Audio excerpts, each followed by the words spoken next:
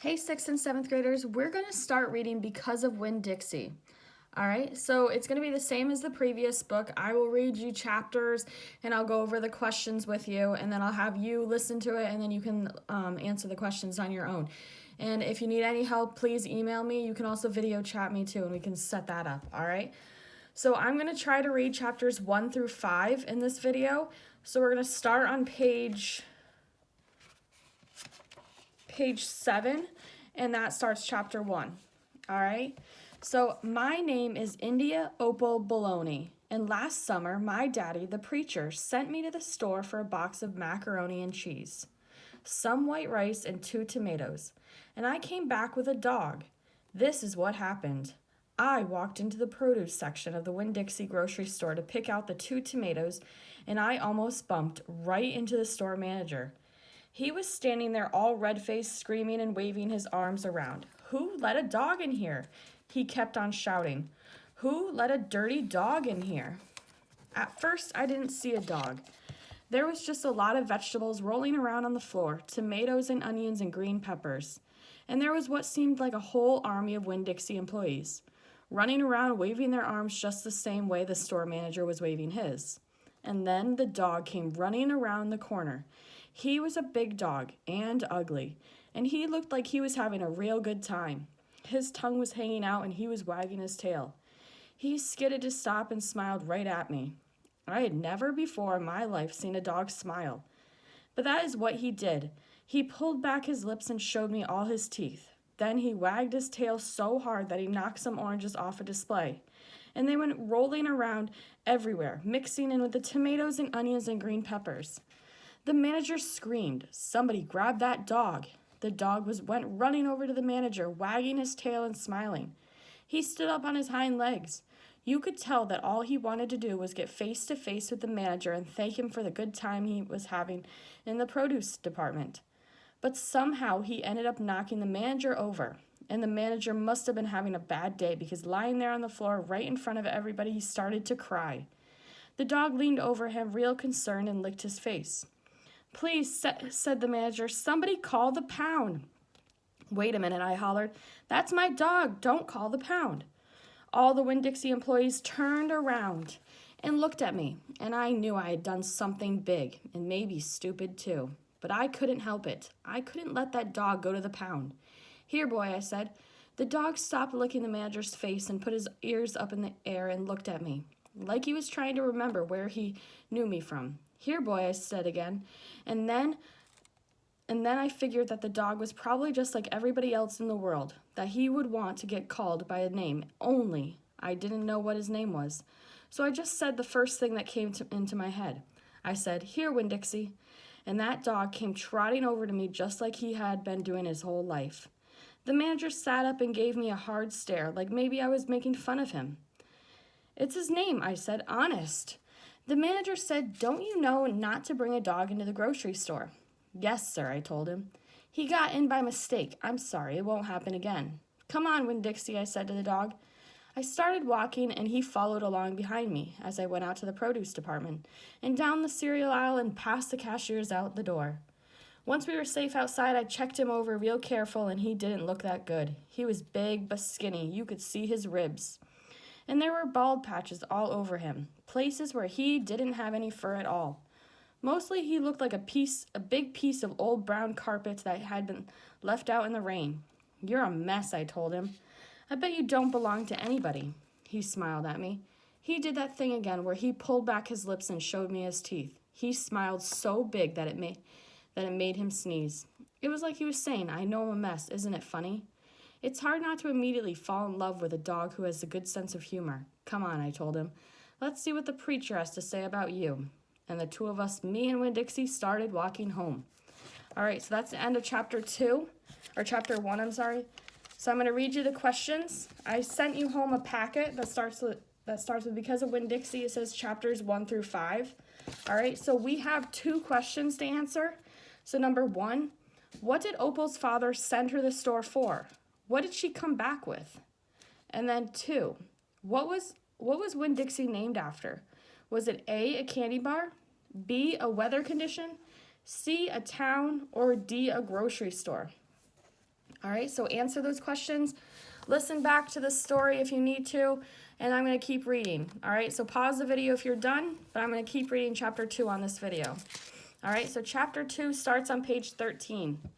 That summer I found Winn-Dixie was also the summer me and the preacher moved to Naomi, Florida, so he could be the new preacher at the Open Arms Baptist Church of Naomi.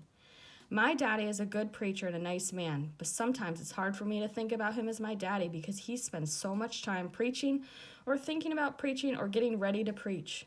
And so in my mind, I think of him as the preacher. Before I was born, he was a missionary in India, and this is how I got my first name. But he calls me by my second name, Opal, because that was his mother's name, and he loved her a lot. Anyway, while me and Winn-Dixie walked home, I told him how I got my name. I told him how I just moved to Naomi, and I also told him that the preacher and how he was a good man, and if he was too distracted with sermons and prayers and suffering people to go to the grocery shopping. But you know what, I told Winn-Dixie, you are a suffering dog, so maybe he'll take you right away. Maybe he'll let me keep you. Winn-Dixie looked at me and wagged his tail. He was kind of limping, like something was wrong with one of his legs. And I have to admit, he stunk bad. He was an ugly dog, but already I loved him with all my heart. When we got to Friendly Corners trailer park, I told Winn-Dixie that he had to behave right and be quiet because this was an all-adult trailer park, and the only reason I got to live in it was because the preacher was a preacher and I was a good, quiet kid. I was what the Friendly Corners trailer park manager, Mr. Alfred, called an exception, and I told Winn-Dixie he had to act like an exception too. Specifically, I told him not to pick any fights with Mr. Alfred's cats or Mrs. Detweller's little yappy Yorkie dog, Samuel. Winn-Dixie looked up at me, and I was telling him everything, and I swear he understood. Sit, I told him. When we got to my trailer, he sat right down. He had good manners. Stay here, I told him. I'll be right back. The preacher was sitting in the living room, working at the little fold-out table. He had papers spread all around him, and he was rubbing his nose, which always means he's thinking hard. Daddy, I said. He said back. Daddy, do you know how you always tell me that we should help those less fortunate than ourselves? He said. He rubbed his nose and looked around his papers. Well, I said, I found a less fortunate at the grocery store. Is that right? He said. Yes, sir, I told him. I stared at the preacher really hard. Sometimes he reminded me of a turtle hiding inside his shell in there, thinking about things and not ever sticking his head out into the world. Daddy, I was wondering, could he stay with us for a while? Finally, the preacher looked at me. Opal, he said, what are you talking about? I found a dog, I told him. I want to keep him. No dogs, the preacher said. We've talked about this before. You don't need a dog. But I know it. I said, I know I don't need a dog, but this dog needs me. Look, I said. I went to the trailer door and hollered, Winn-Dixie. Winn-Dixie's ears shot up in the air, and he grinned and sneezed. And then he came limping up the steps and into the trailer and put his head right in the preacher's lap, right on top of a pile of papers. The preacher looked at Winn-Dixie. He looked at his ribs and his matted-up fur in places where he was bald. The preacher's nose wrinkled up. Like I said, the dog smelled pretty bad. Winn-Dixie looked up at the preacher. He pulled back his lips and showed the preacher all of his crooked yellow teeth and wagged his tail and knocked some of preacher's papers off the table. Then he sneezed and some more papers fluttered to the floor. What did you call this dog? The preacher asked. Winn-Dixie, I whispered. I was afraid to say anything too loud. I could see that Winn-Dixie was having a good effect on the preacher. He was making him poke his head out of his shell. Well, said the preacher, he's a stray if I ever seen one. He put down his pencil and scratched Winn-Dixie behind the ears. And a less fortunate, too, that's for sure. Are you looking for a home? The preacher asked real soft to Winn-Dixie. Winn-Dixie wagged his tail. Well, the preacher said, I guess you found one. All right, so that's the end of chapter 2. We have one question for chapter 2. Number 3. What did Opal's father agree? Why did Opal's father agree to keep Winn-Dixie? All right, so there's one question, and then I'm going to continue reading chapter 3. All right, so chapter 3 starts on page 20. I started in on Winn-Dixie right away, trying to clean him up. First, I gave him a bath. I used a garden hose and some baby shampoo. He stood still for it, but I could tell he didn't like it. He looked insulted, and the whole time he didn't show me his teeth or wag his tail once. After he was all washed and dried, I brushed him good. I used my own hairbrush and worked real hard at the knots and patches of fur stuck together. He didn't mind being brushed. He wiggled his back like it felt pretty good. The whole time I was working on him, I was talking to him and he listened. I told him how we were alike. See? I said, you don't have any family and neither do I. I've got the preacher, of course, but I don't have a mama. I mean, I have one, but I don't know where she is. She left when I was 3 years old. I can't hardly remember her, and I bet you don't remember your mama much either. So we're almost like orphans. Winn-Dixie looked straight at me when I said that to him. Like he was feeling relieved to finally have somebody understand his situation. I nodded my head at him and I went on talking. I don't even have any friends because I had to leave them all behind when we moved here from Whatley. Whatley's up in North Florida. Have you ever been to North Florida? Winn-Dixie looked down at the ground, like he was trying to remember if he had. You know what? I said. Ever since we moved here, I've been thinking about my mama extra hard. More than I ever did when I was in Whatley. Winn-Dixie twitched his ears and raised his eyebrows. I think the preacher thinks about my mama all the time, too. He's still in love with her. I know that because I heard the ladies at the church in Whatley talking about him. They said he'll still hoping she'll come back, but he doesn't tell me that. He won't talk to me about her at all. I want to know more about her, but I'm afraid to ask the preacher. I'm afraid he'll get mad at me. Winn-Dixie looked at me hard, like he was trying to say something. What I said, he stared at me. You think I should make the preacher tell me about her? Winn-Dixie looked at me so hard he sneezed. I'll think about it, I said. When I was done working on him, Winn-Dixie looked a whole lot better. He still had his bald spots, but the fur that he did have cleaned up nice. It was all shiny and soft. You could still see his ribs, but I intended to feed him good, and that would take care of that. I couldn't do anything about his crooked yellow teeth because he got into a sneezing fit every time I started brushing them with my toothbrush. And I finally had to give up. But for the most part, he looked a whole lot better. And so I took him into the trailer and showed him to the preacher. Daddy, I said. He said he was working on a sermon and kind of muttering to himself. Daddy, I wanted to show you the new Winn-Dixie. The preacher put down his pencil and rubbed his nose. And finally he looked up. Well, I said, smiling real big at Winn-Dixie. Well, now, don't you look handsome, Winn-Dixie smiled back at the preacher. He went over and put his head in the preacher's lap. He smells nice, too, said the preacher. He rubbed Winn-Dixie's head and looked into his eyes. Daddy, I said real quick before, I lost all my nerve. I've been talking to Winn-Dixie. Is that right, the preacher said. He scratched Winn-Dixie's head. I've been talking to him, and he agreed with me that since I am 10 years old, you should tell me 10 things about my mama. Just 10 things, that's all. The preacher stopped rubbing Winn-Dixie's head and held real still. I could see him thinking about pulling his head back into his shell. 1 thing for each year I've been alive, I told him. Please. Winn-Dixie looked up at the preacher and kind of gave him a nudge with his nose. The preacher sighed, he said to Winn-Dixie. I should have guessed you were going to be trouble. Then he looked at me. Come on, Opal, he said. Sit down and I will tell you 10 things about your mama. All right, so that's the end of chapter 3.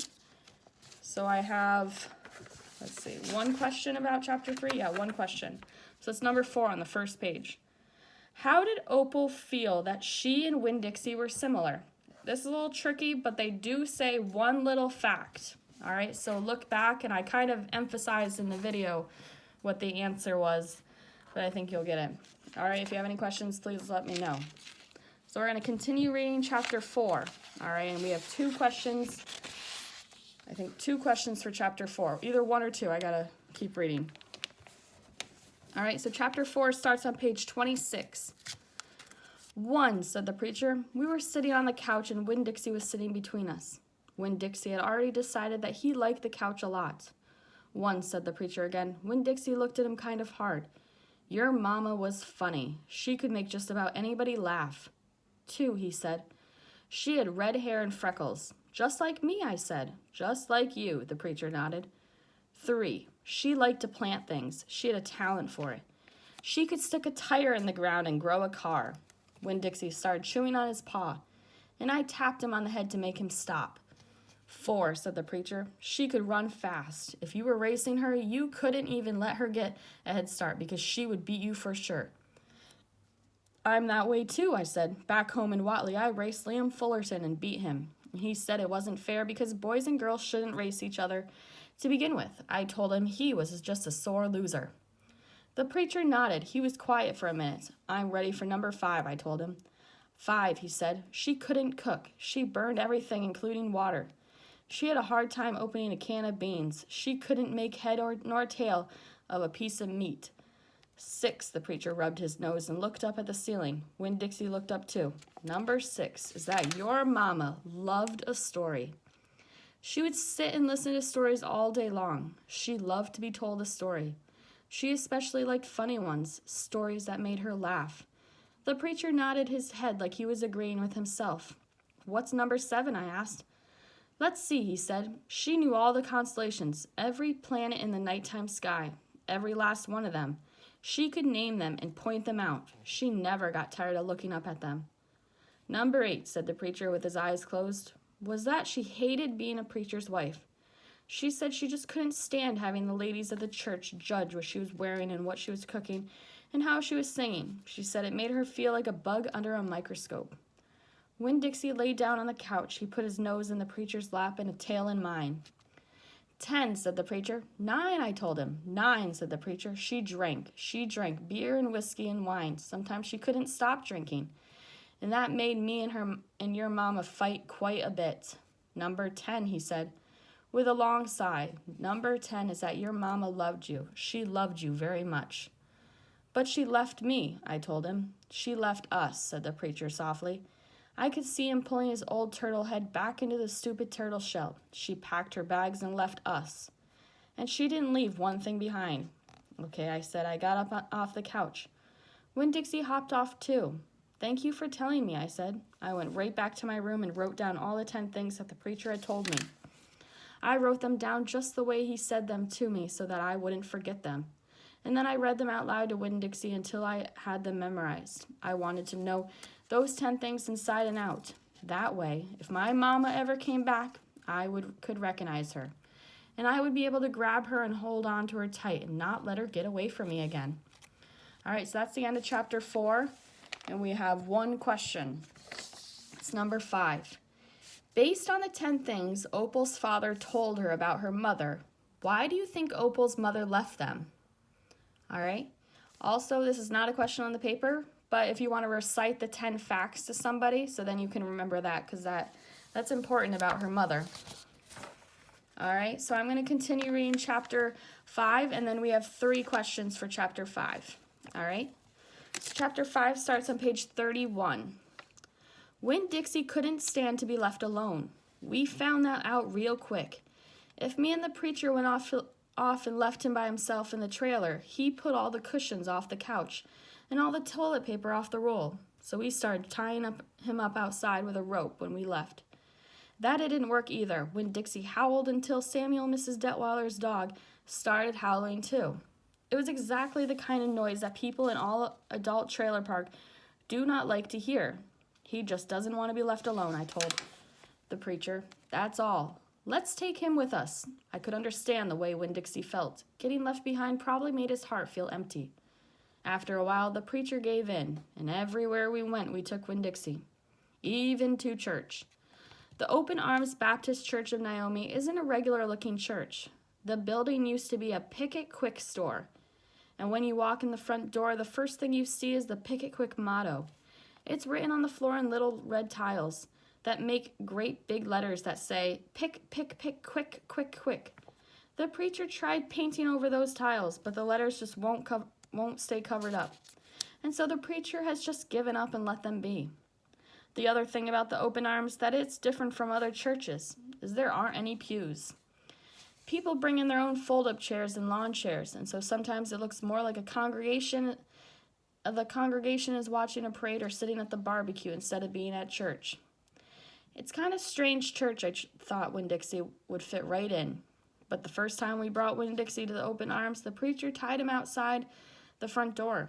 Why did we bring him all the way here just to tie him up? I asked the preacher.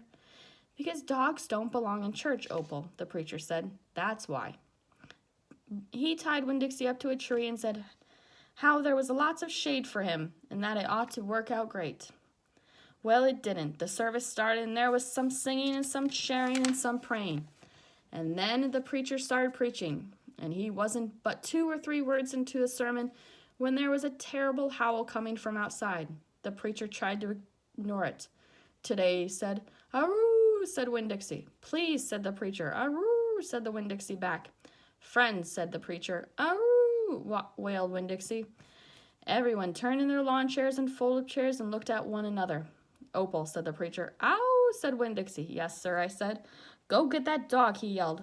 Yes, sir, I yelled back.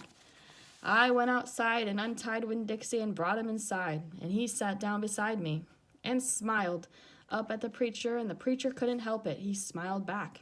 Winn-Dixie had the effect on him. And so the preacher started in preaching again. Winn-Dixie sat there listening to it, wiggling his ears way and that, trying to catch all the words, and everything would have been all right, except that a mouse ran across the floor. The open arms had mice. They were there from when it was a picket quick, and there were lots of good things to eat in the building.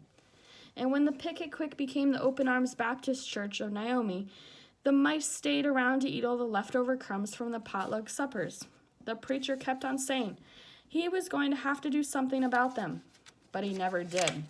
Because the truth is, he couldn't stand the thought of hurting anything, even a mouse.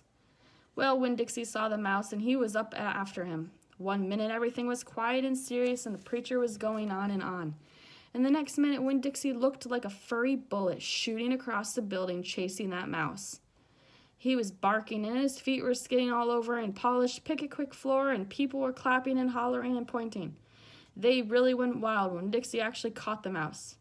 I have never in my life seen a dog catch a mouse, said Mrs. Nordley. She was sitting next to me. He's a special dog, I told her. I imagine so.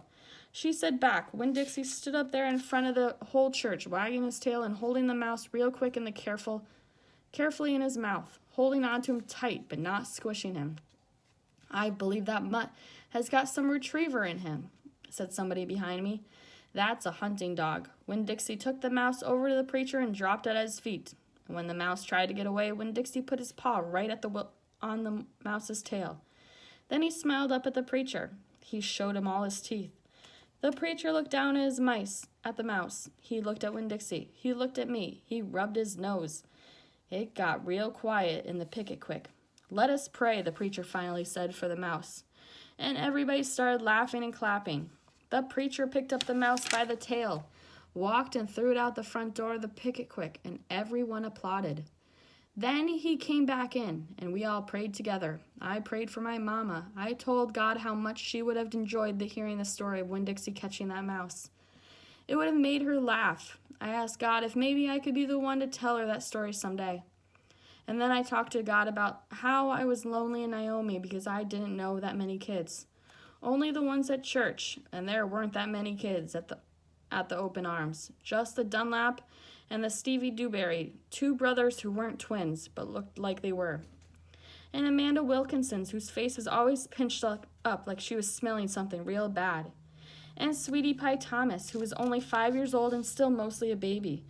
And none of them had wanted to be a friend anyway, because they probably thought I'd tell on them to the preacher for every little thing they did wrong.